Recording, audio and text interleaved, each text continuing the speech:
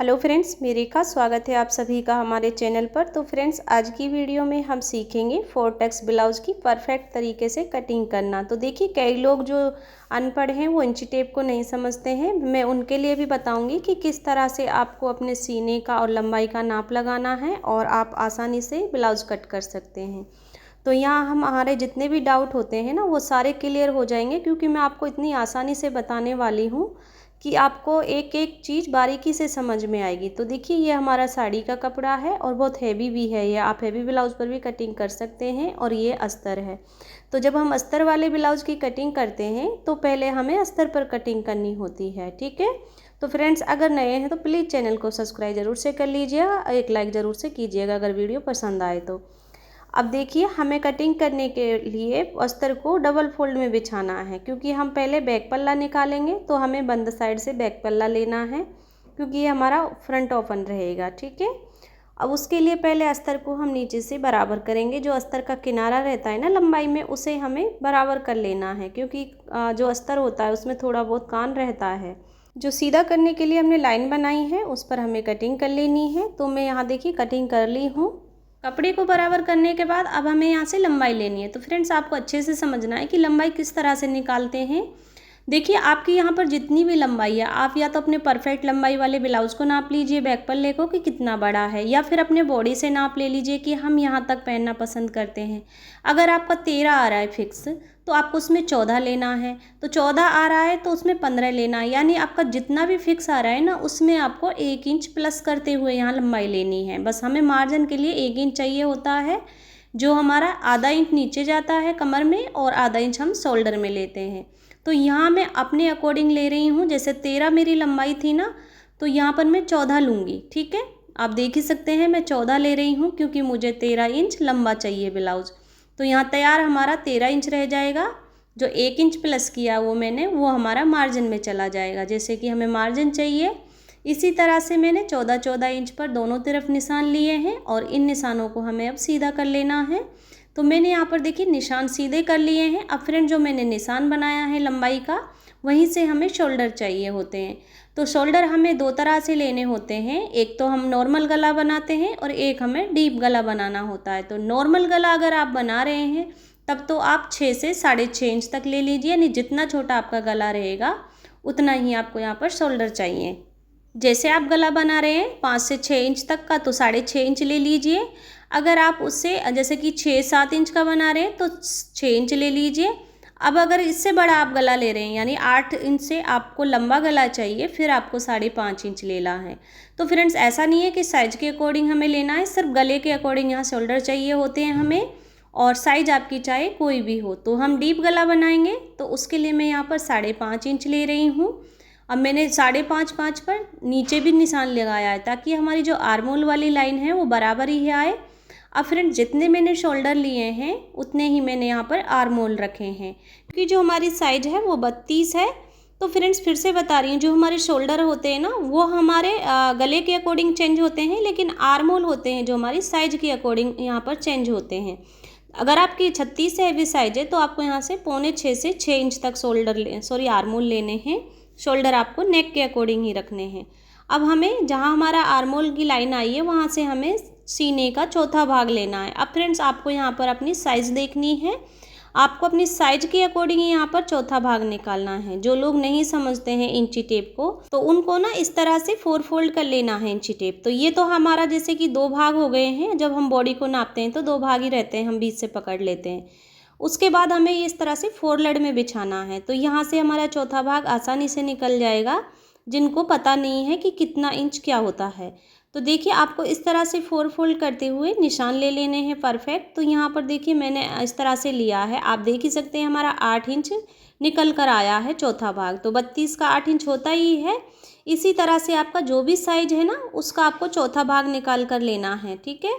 अब मैं यहाँ पर 2 इंच प्लस करूँगी, क्योंकि जो हमारा चौथा भाग निकल कर आएगा हमारी चेस्ट का, उसमें हमें अलग से 2 इंच मार्जिन के लिए लेना होता है। आप अपना चौथा भाग लेने के बाद 2 इंच मार्जिन ज़रूर से लीजिएगा।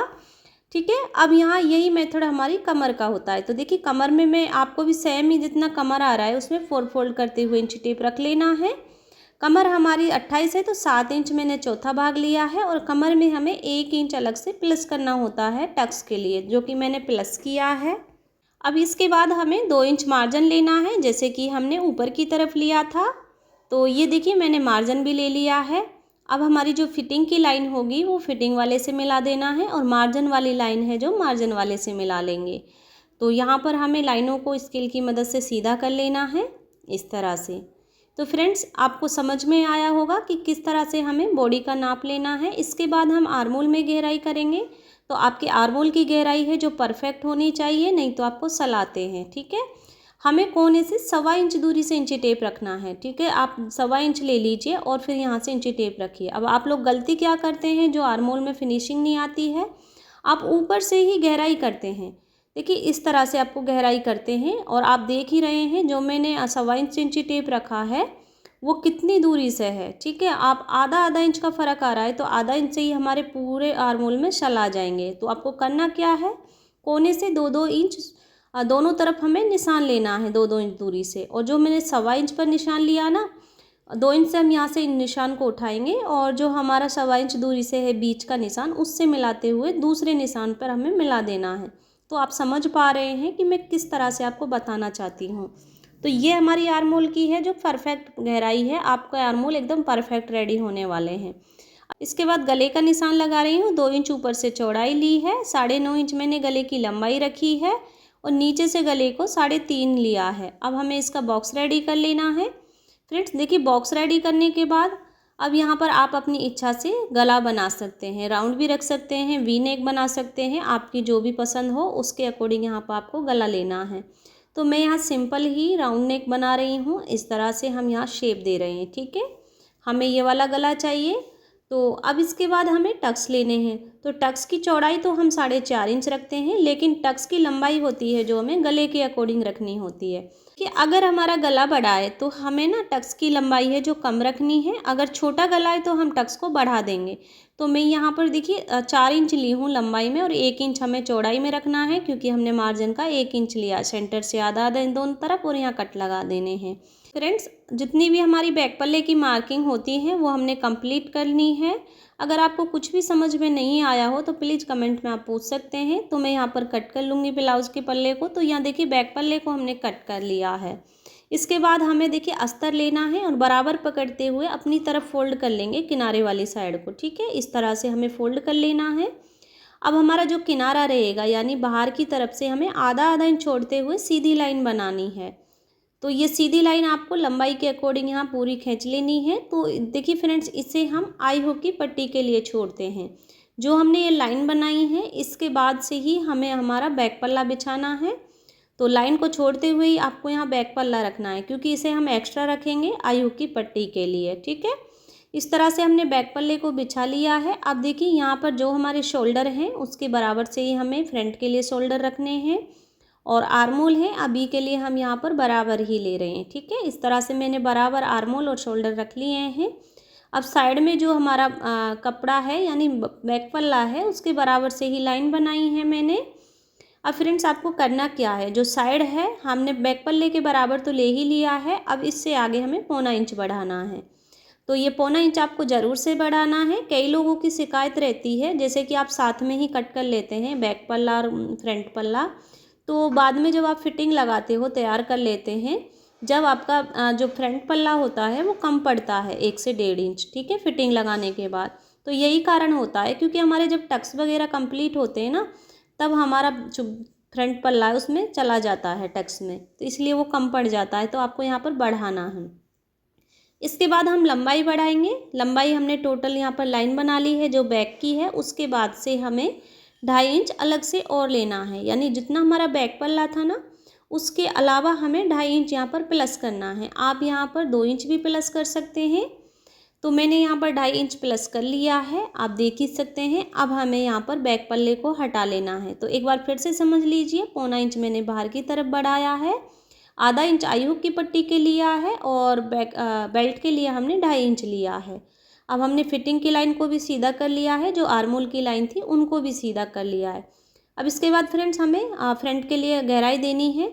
तो फ्रंट के लिए गहराई देखिए हम आधे इंच से इंची टेप रखेंगे कोने से, जैसे कि मैंने रखा है। फ्रेंड्स देखिए, बैक पल्ले के लिए हम बाहर से गहराई करते हैं, फ्रंट के लिए हमें लाइन के अंदर से गहराई करनी है, जैसे कि मैं कर रही हूँ। यहाँ से कम कम करेंगे, ऊपर से ही लेनी है। और जो आधा इंच पर मैंने निशान लिया है, यहाँ पर हमें टच कर देना है।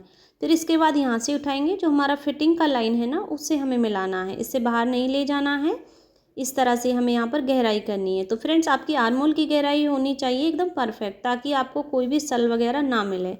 इसके बाद हम देखिए बेल्ट का निशान निकालेंगे। तो बेल्ट को अलग कितनी दूरी पर करना है हमें, तो यहाँ पर आपको अच्छे से समझना है। तो फ्रेंड्स यहाँ पर आपकी कोई भी साइज हो, बेल्ट को आप 13.5 इंच पर अलग कीजिए, क्योंकि आप ना अब 12.5 या 13 इंच पर कर लेते हैं, तो उसके बाद आपकी बेल्ट होती है तैयार होने के बाद वो ऊपर की ओर चढ़ती है। तो यही कारण होता है कि आप ऊंची बेल्ट कट करते हैं।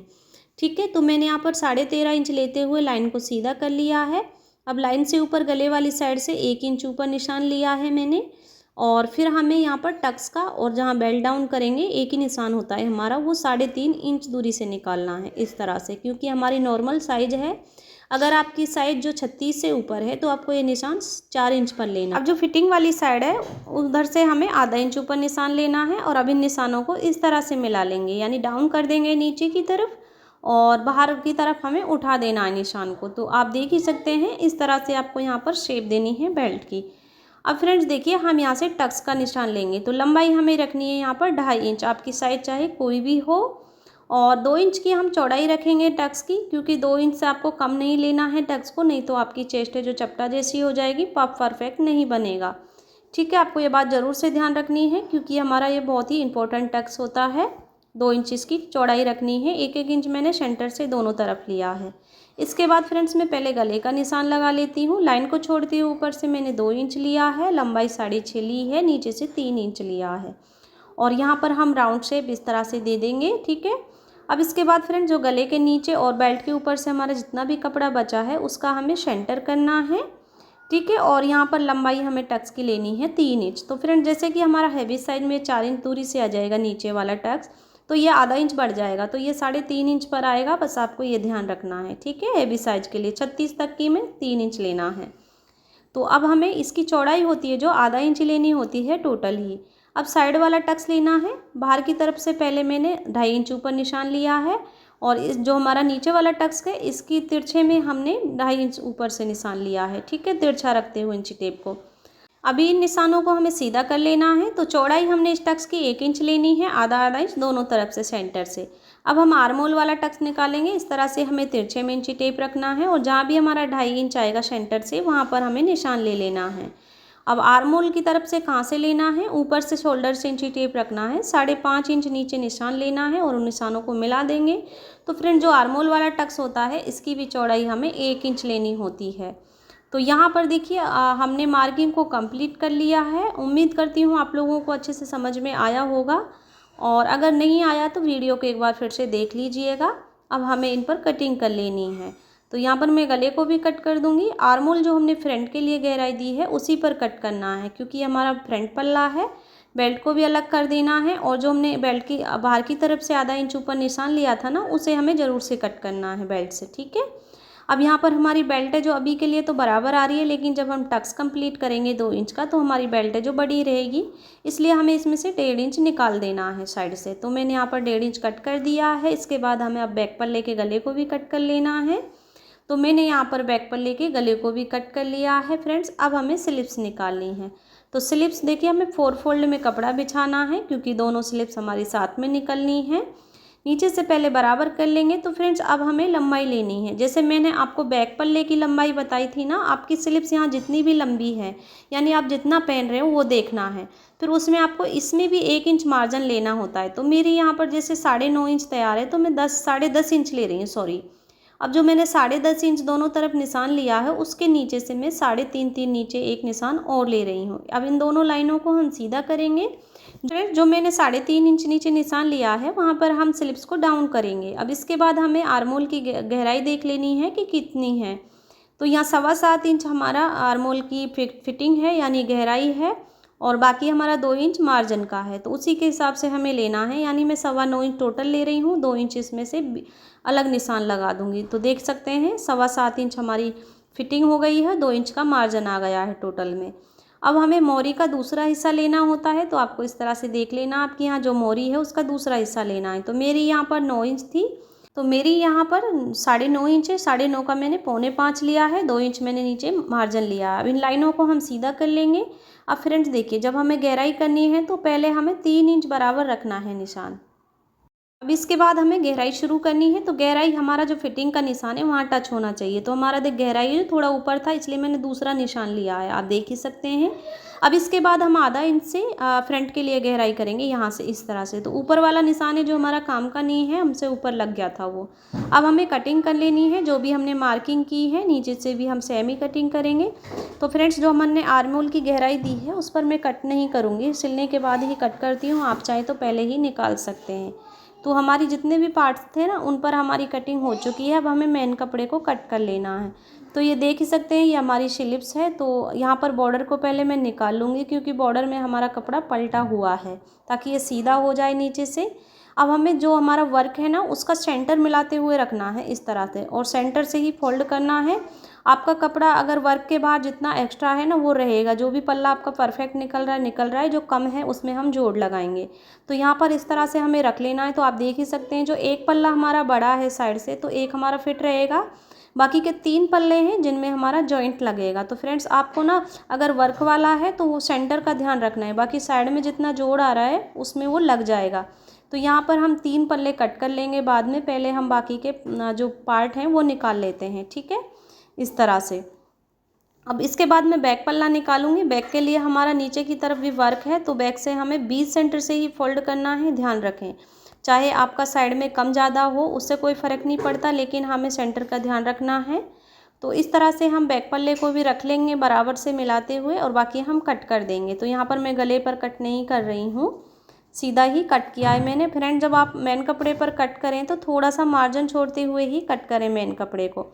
अब इसे हम डबल फोल्ड में बिछाएंगे और हमें फ्रंट पल्ला निकाल लेना है। तो यहाँ पर रखते हुए जहाँ भी सेट हो रहा है हमारा कपड़ा, वहाँ से हमें फ्रंट पल्ला निकाल लेना है। साइड से जो हमारा कपड़ा बच रहा है गले वाली साइड से, वहाँ से हम बेल्ट निकालेंगे। तो इसी तरह से रखते हुए हमें कट कर लेना है। मैं यहाँ पर फिक्स नहीं कट कर रही हूँ, आप देख ही सकते हैं। हमें मार्जिन ज़रूर से छोड़ना होता है ताकि हमें बाद में प्रॉब्लम नहीं आए। अब यहाँ साइड से हम जो कपड़ा बचा था वहाँ से बेल्ट भी निकाल लेंगे।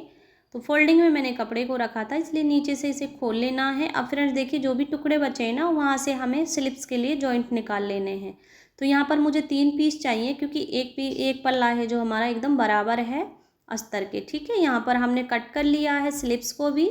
तो फ्रेंड्स हमारे पूरे ब्लाउज़ की कटिंग कंप्लीट हो गई है। उम्मीद करती हूँ आप लोगों को मेरा समझाने का तरीका पसंद आया होगा। वीडियो अच्छी लगी तो वीडियो को लाइक शेयर ज़रूर से करें। अभी तक आप लोगों ने हमारे चैनल को सब्सक्राइब नहीं किया, प्लीज़ चैनल को सब्सक्राइब ज़रूर से करें। धन्यवाद।